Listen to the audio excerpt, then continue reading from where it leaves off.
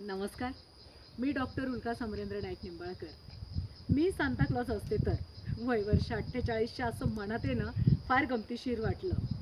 आलंच आहे मनात तर बुद्धीनं त्याच्यावर विचार करणं हे तर त्याहून पांचट वाटलं.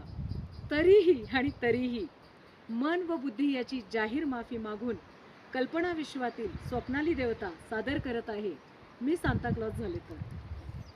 सांताक्लॉज झाले तर अशी एक भाकरी, ब्रेड, पिझ्झा, नूडल्स, सूप बनवीन आणि देईन साऱ्या भुकेलांना की त्यांची ती भूक शांत होईल.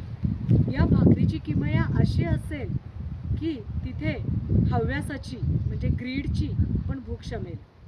अशी सतत खळाळणारी नदी बनवेन जिच्या काठी साम्राज्य उभी राहतील, जगतील, नांदतील. केलीच कुणी पाप तर खरोखर पाण्यात बुडी मारून नव्हे तर पाण्याच्या आरशात स्वतःच्या डोळ्यांना काही दिवस काही तास बघून पाप नष्ट होतील.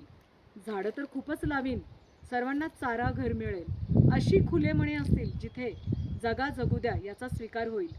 प्रेम जगण्याची रीत असेल, जगणं विश्वाने दिलेलं लेणं मिरवणं असेल.